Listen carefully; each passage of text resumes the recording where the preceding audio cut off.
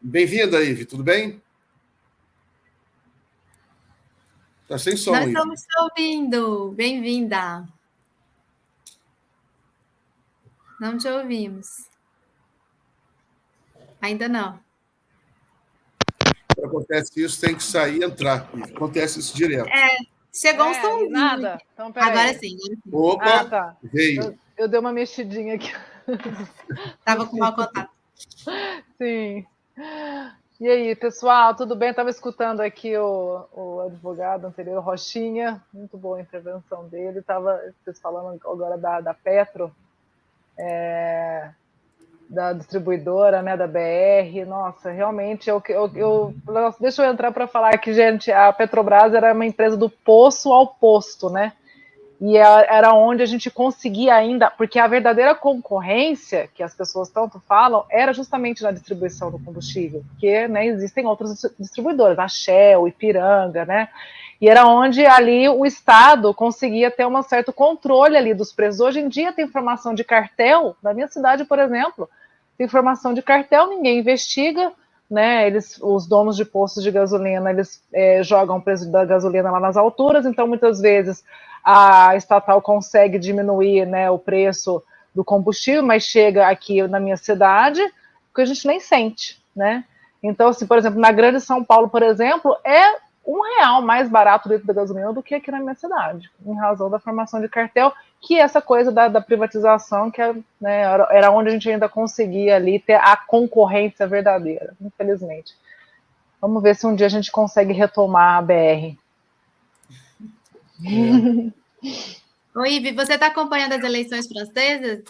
Aí o segundo Então, eu turno? estou acompanhando mais ou menos, assim, eu vi que agora tiveram 180, né, 186 desistências de candidaturas, né, de esquerda, de centro Até mais, já passou de. direita, para poder formar o tal do cordão humanitário, que eles estão chamando, acho que é isso, né, para poder fazer frente, né, para ver se concentra os votos nos candidatos que, no caso, tem aí melhor chance de ganhar, né, de conseguir melhor votação, para não pulverizar tanto, né? Então, vamos torcer, porque realmente, assim, o diferencial que eu acho, né, que eu escuto, pelo menos, os críticos falando da Marine Le Pen, é que ela é uma candidata da extrema-direita, mas ela consegue disfarçar bem o seu fascismo, né? Então, assim, recentemente ela tem moderado no discurso, né? Então, ela não toca muito em assuntos que a extrema-direita gosta muito de abordar, que são questões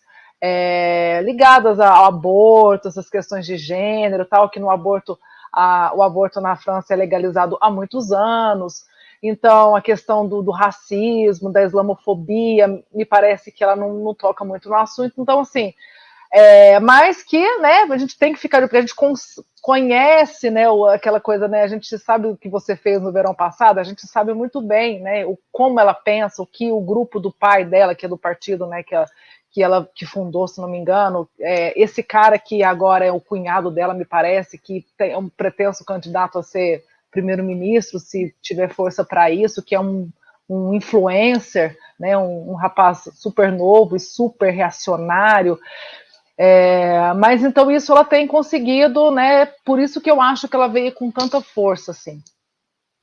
Mas é a questão, né, gente? Eu falo que o meu slogan das minhas redes sociais é tudo culpa do neoliberalismo, né? Eu acho que quando falta Estado, né, tem carestia para a população, as pessoas elas vão alimentando esse rancor, esse ódio, então elas ficam, todo discurso que mexe muito com emoção, assim, eu acho que tá ganhando muito espaço, né, e eu acho que é muito por culpa dessa questão do neoliberalismo mesmo, então é uma onda mundial, a gente sabe muito bem que não só na França, no Brasil, mas em vários países da Europa.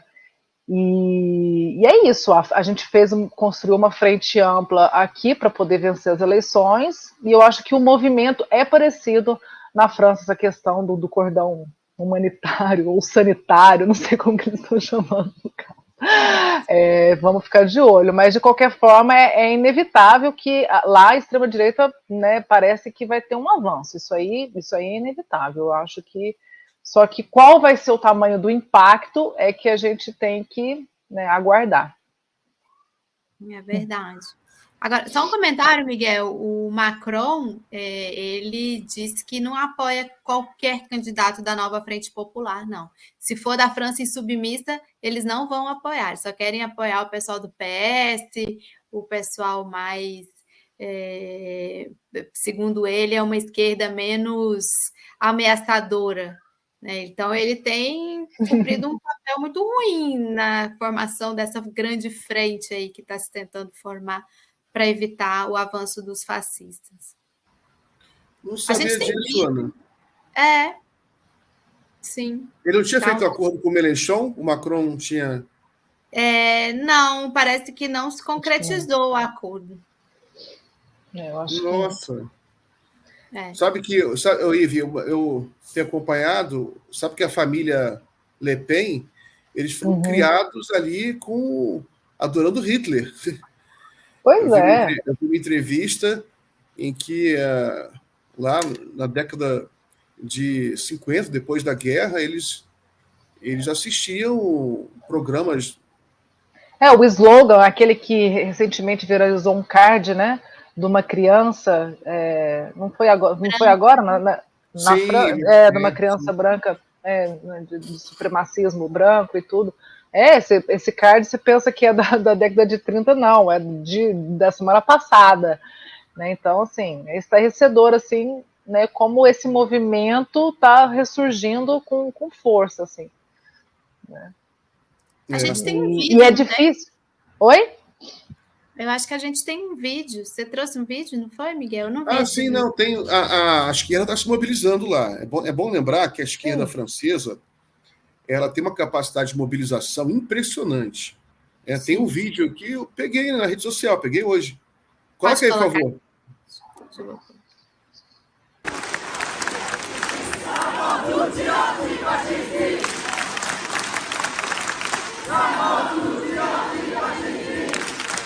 Em Paris.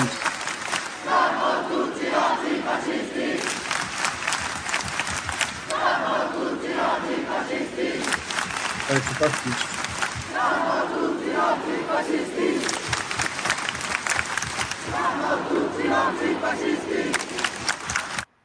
O que eles estão gritando, gente? Com perdão da ignorância, que eu nem sei nada de francês.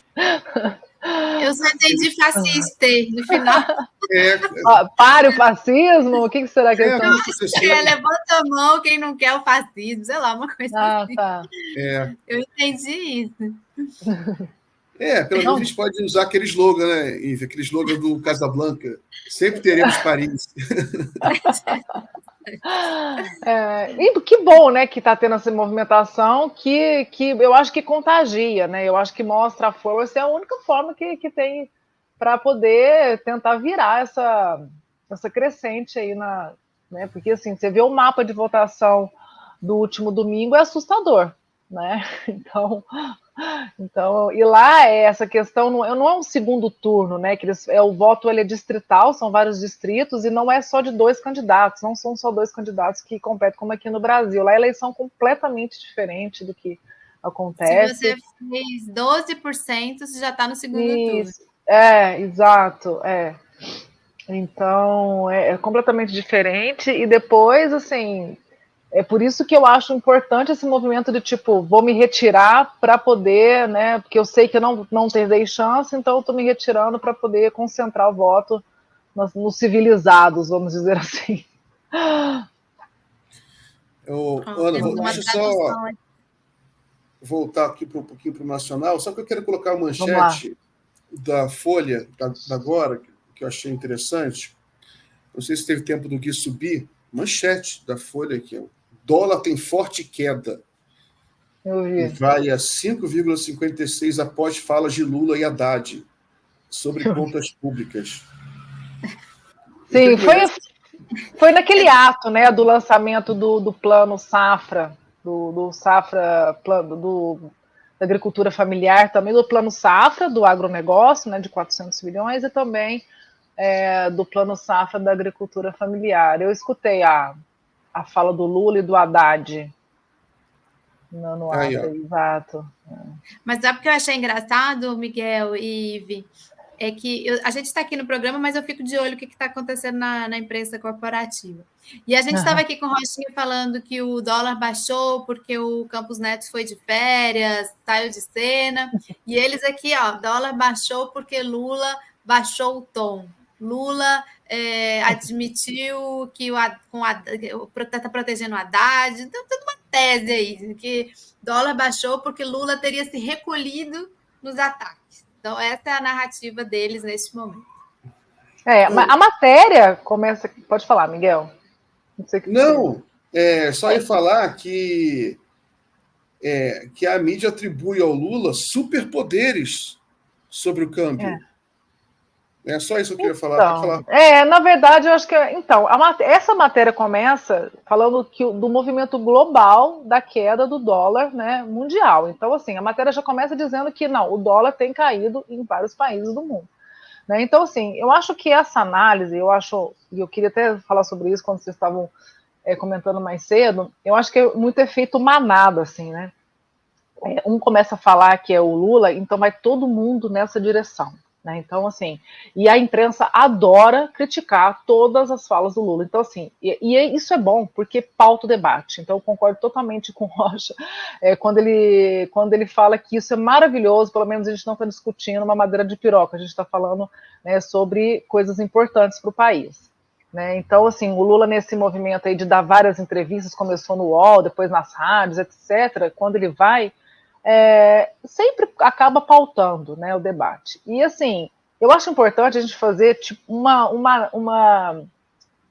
linha do tempo de como que o mercado e a imprensa, que eles agem, né, em conjunto, estão querendo criar essa narrativa. Né? Então, assim, eles estão começando lá atrás, desacreditando o arcabouço fiscal. Então, assim, todo mundo fala que ele não se sustenta. Então, assim, essa é a narrativa, né, e a crítica de vários economistas da imprensa corporativa de que o arcabouço fiscal não se sustenta, não tem mais para onde crescer, o déficit zero é insustentável, é uma meta muito rígida, até concordo com isso, não precisava disso. O Lula, até o próprio presidente chegou a falar que acha que tem, né, fazer um déficit de, sei lá, 1,5%, não tem problema nenhum, etc. Então, começou essa discordância lá atrás, né?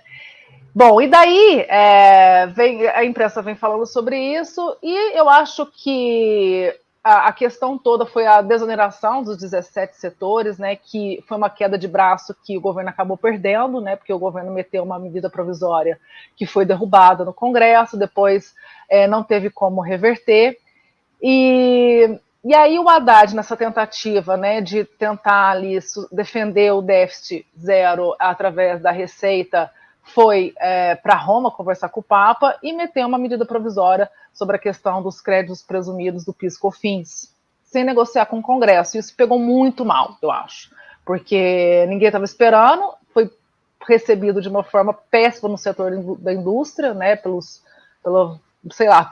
Fiesp, Companhia Limitada, essa questão. Então, eles ficaram nervosos com essa medida provisória do PIS/COFINS. Eu acho que o governo acabou cedendo nessa questão. E aí, está vindo todos os dias, vocês podem procurar no Estadão, na imprensa, a questão do gasto com BPC, com Previdência, com saúde, que tem que desvincular do salário mínimo, que o gasto com o governo só cresce com aposentadoria, que não sei o quê. Então, assim, essa narrativa não acaba. Nós tivemos uma reforma da Previdência, passou goela abaixo com o Bolsonaro em 2019, né? A Dilma, um dos motivos do golpe também foi a questão da reforma da Previdência, começou a articulação com o Temer, passou no primeiro ano do Bolsonaro, se não estiver enganado. E agora eles querem retomar esse assunto. E aí começa que o Haddad compartilhou um texto do Braulio Borges, se não me engano, que é um pesquisador da FGV, do IBRE, dizendo que vamos discutir, basicamente o artigo do Braulio, vamos discutir a desvinculação da aposentadoria do salário mínimo, mas assim, não está falando que não vai reajustar, né? O artigo dele fala assim, que tal se a gente, por exemplo, começar a discutir, fazer estudos, se a aposentadoria, os aposentados tivesse uma correção pelo índice da inflação, ou algum outro índice, ou pelo PIB, alguma métrica, etc. Eu não sei, não sou da área de economia, mas o texto era esse, o Haddad me compartilha esse texto, né? Então, aí gira todo um ruído de que, então, o Haddad vai cortar gasto, vai desvincular a Previdência do salário mínimo. Aí começa a imprensa. Agora, no Estadão, a manchete, se não me engano, é sobre isso. Gasto do governo com a Previdência, com o BPC, com saúde, não sei o quê. Então, eu acho que está gerando esse clima. E lógico, né? O presidente do Banco Central fazendo diversas reuniões, vazando informações privilegiadas para o mercado, para a Faria Lima, né? Sempre se intromete na questão fiscal que não era dele, que era monetário. O Lula quer marcar posição, né? Faz críticas que eu acho que ele tem razão, né? Mas acontece que a nossa moeda ela é altamente favorável a sofrer ataques especulativos, né, gente? Então, assim, eu nem sei, nem sou da área para dizer que a alta do dólar é porque o Lula falou né? Mas que isso favorece, né, a quem fica ali jogando, eu falo que é tipo um jogo do bicho de Playboy, né? Que é aquela coisa do bolsa, não sei o quê, e o dólar, não sei o quê. Isso eu acho que favorece, né? Então, qualquer coisa é motivo para eles, então, criarem, né, essa questão de... Porque eles ganham dinheiro com isso, gente. É especulando a nossa moeda, né?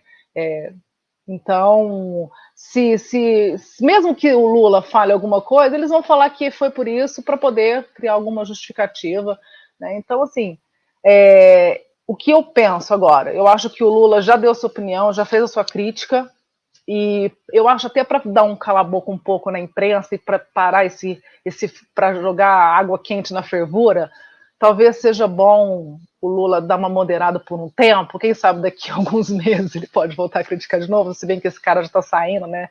O ano que vem ele vai indicar o novo banqueiro central, mas eu acho que para dar vamos, né, talvez, não sei, talvez eu acho melhor agora ele já moderar um pouco. Eu não sei se às vezes as pessoas querem, não, vai para cima. Eu vejo muito a Glaze, presidente do partido, né, no Twitter, vamos para cima, o Banco Central tem que intervir, tem recurso para isso, que tem reservas no exterior, não sei quantos trilhões.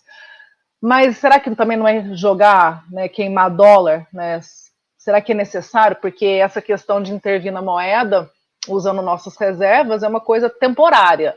E se a questão se prolongar, né? Então, eu acho que é todo um jogo de xadrez, né? Que eu fico assim, não, eu estou aqui dando a minha opinião, mas eu fico muito mais assim, mais que observando o que está acontecendo e tentando entender, porque assim, eu acho que os próprios economistas estão tentando entender o que está acontecendo. O Tony Volpon, que foi o banqueiro central de 2015 a 2017, se não me engano, ele fala, gente, estão produzindo uma crise desnecessária, porque, tipo assim, o que está acontecendo? Por que está, né? Por que estão falando disso, né? Por que estão produzindo esse aumento, né, essa depreciação da moeda, que vai gerar inflação, que vai provocar, então, o aumento dos juros de novo, que tem toda uma repercussão na economia e tal. Mas eu acho que eu saí ontem, eu trabalho, né, no fórum, e eu vi o porteiro comentando com a moça da limpeza. Eu estava indo embora, eu falei, gente, juro por Deus, como esse tema pegou. Eu só estou passando, escuto ele falando assim, nossa, mas o dólar tem que baixar, né, porque senão como é que faz? Então, assim, com certeza ele não está entendendo nada que está acontecendo, mas ele está vendo a repercussão disso na imprensa, né? Não sabe por quê, não sabe nada, mas que é um assunto que toma geral, né? Então, eu fico só observando e vamos ver se é uma coisa passageira ou se essa questão vai persistir. E o que o Haddad, o ministro, falou, né? Eu acho que a gente tem que combinar, né, o presidente e o Ministério da Fazenda tem que falar a mesma língua, né? O Lula já falou, nós não vamos mexer no gasto da Previdência, né? A Previdência vai, no gasto da Previdência, não, nós não vamos mexer, vai ser o índice do salário mínimo, a correção do salário mínimo, nós não vamos mexer nisso. Então, assim, ele já marcou essa posição.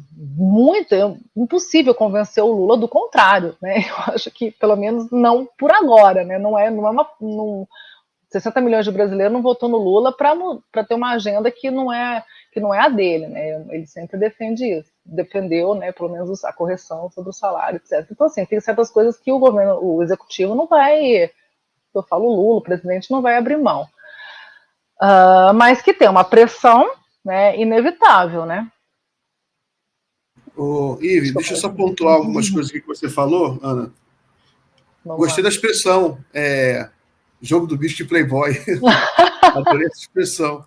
Porque é isso mesmo, né? Eles ficam fazendo joguinho, é um game para eles, né? Sim. Enquanto isso está jogando com a economia brasileira, é perigoso, tinha que regulamentar mais isso. Mas aqui, a Ive também lembrou, eu tinha visto isso, mas vê como é a desonestidade da Folha, né? Dólar tem forte queda e vai a 5,56 após falas de Lula e Haddad sobre contas públicas. Só que quando começa a matéria fala que foi meio ao movimento global de baixa da moeda americana. Ou seja, a matéria começa negando a própria manchete, que atribui ao Lula. Agora, a desonestidade, quando o dólar sobe, eles não falam isso no primeiro parágrafo. Não. Eles não falam que o que houve, de fato, houve um movimento global de valorização do dólar. E agora está recuando. Né? Isso. E o erro que a gente está comentando aqui há 2 dias o Campos Neto podia ter feito alguma coisa. O que eu escuto os especialistas falarem, Miguel e Ana, é que assim, tem um movimento global, né, de desvalorização do dólar, mas assim, nos diversos países, principalmente nos países da periferia, mas que o real e o iene, que é a moeda japonesa, são as que mais estão desvalorizando. Então pode ser que o Lula também influencie no Japão, ou então que o presidente do Japão, o primeiro-ministro, também está atacando o banqueiro central de lá. Então a gente não sabe muito bem o que é, mas é assim, que as outras moedas do Chile, da Colômbia, enfim, da Argentina não vou nem comentar porque é fora da curva, mas que também, né, estão sofrendo essa desvalorização, mas que o real está acima, tipo 18%, eu acho que, né, no acumulado do ano, né? Mas por isso que eu acho que é todo um conjunto, não é só um fato. Eu acho que tudo, e é o que eu falo, é um jogo de xadrez, a galera fica ali jogando, querendo ganhar, porque são investidores estrangeiros, na sua maioria, que tem dólares, e dólar, né, que é o negócio de ganhar e perder ali, compra dólar, vende dólar, sei o quê. Enfim, eu acho que essa galera deve ficar assim, deve adorar quando isso acontece, sabe? Porque eu acho que deve ser assim, uau, ô Paulo, vai dar entrevista, hoje é dia de ganhar dinheiro, vamos jogar aqui, gente. Eu fico imaginando como é que é, né? Porque o mercado ele é tão abstrato, assim, mas ele é tão presente na vida, né? Impacta toda hora a gente está falando, né? Do que mercado que é esse que a gente não sabe quem é, aonde encontra, onde vai, onde fica. É muito. O que come, né? É o sistema, né, gente? A gente não tem como fugir, né? Porque a gente vive nesse sistema financeirizado, no capitalismo, nesse capitalismo selvagem que não tem para onde correr, né? Então, assim, um governo sitiado, né, com diversas forças ali que atuam contra uma agenda que seja minimamente de esquerda e progressista, como se o Lula fosse muito radical. Não, ele está tentando fazer alguns avanços, muitas vezes não consegue por limitação orçamentária, por forças que atuam contra, etc. Então, é muito difícil, assim. Mas tem que marcar posição. Eu vou fazer um rápido comentário sobre o que a Ivy falou. Eu acho o seguinte, o Banco Central ele tem instrumentos para lidar com essa variação cambial, e a omissão dele teria que ter. A imprensa ela bateu tanto no presidente Lula e livrou o Banco Central de qualquer responsabilidade, né? Sim. Foram aí totalmente 2 pesos, 2 medidas, ficou muito clara a orientação da banca, né, a orientação da imprensa de livrar o Banco Central da sua responsabilidade e jogar toda a responsabilidade nas falas do presidente Lula, que é uma coisa realmente absurda, como a Gleisi hoje reagiu. Concordo. Ive, você mencionou a capa do Estadão, eu vi aqui, fiz até um print, coloca aí, por favor, Gui, a capa do Estadão, que realmente aqui, com corte de gastos em cheque no governo Lula, despesas com saúde, BPC e Previdência batem recorde. Essa manchete é um clássico, Ive. Assim, é quase uma obra-prima da mídia ultraliberal. Né? E dia sim, outro também, eles estão falando nesse assunto. Né? Dia sim e outro também. Somados, esses gastos chegam a 1,2 trilhão no acumulado 12 meses. O Estadão esquece, pode botar de volta, gente, Gui, que esses gastos são para as pessoas viverem, aposentadoria, esse dinheiro volta para a economia, injetado na economia. Exatamente. Que bom que tem isso, que bom que a gente tem um Estado que gasta com BPC, e a matéria aqui tem várias chamadas, né? Gastos com seguro-desemprego voltam a disparar mesmo com menor taxa de desocupação. Ou seja, você tem um colchão social no Brasil. O Brasil é um país que vem se modernizando, ou seja, as pessoas que não têm emprego, elas recebem um seguro-desemprego e elas vão gastar na economia. Então, eles criam uma narrativa de crise que não existe aqui, pelo contrário, você tem um Estado, né, que está conseguindo cumprir com as suas obrigações sociais. E a estimativa do próprio mercado não é de uma explosão de déficit. A estimativa do Boletim Focus, que é deles, é de uns déficits de 0,6%, déficit primário. A Receita está batendo recorde, a Receita do governo federal está batendo recorde, todo mês está batendo recorde.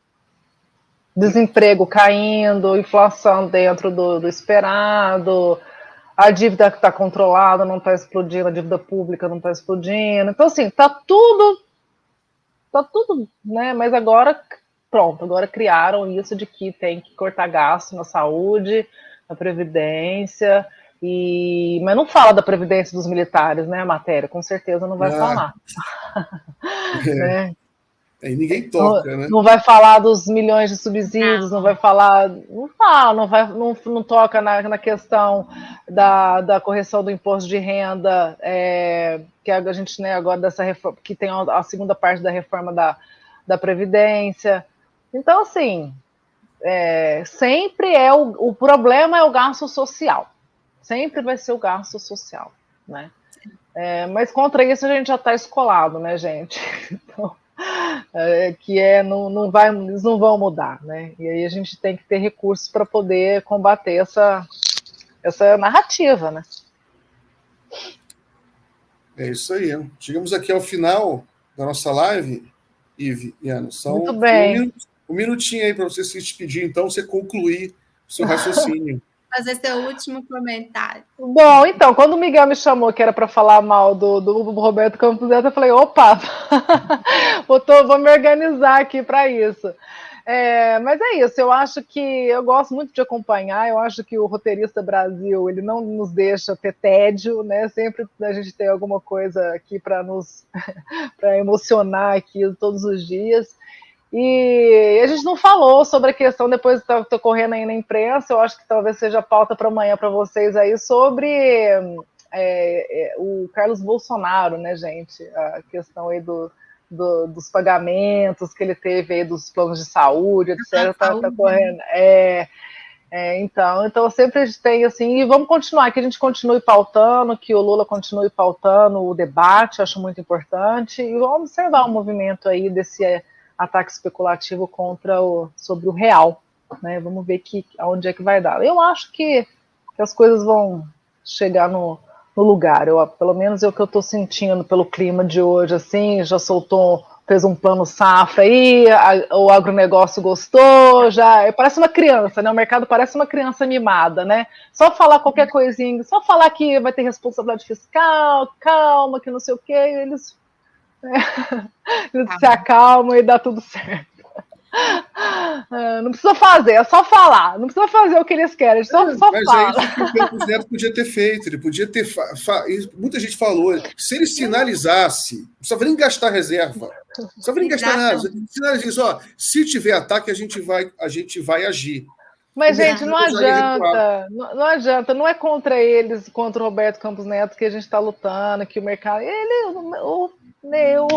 Quem falou assim, o Roberto Campos Neto tem dinheiro em um paraíso fiscal, a Faria Lima está com ele, a imprensa está com ele, entendeu? Tem que jogar o jogo, tem que saber jogar o jogo. Tem que aguentar o tranco. Tem que aguentar. Mais 6 meses. Né? Mas vamos fazer uma manifestação para direito a férias prolongadas do Neto. Ele tirou o primeiro dia de férias dele, o dólar já caiu. Exato. Gente, até breve, então. Fiquem bem. Obrigada.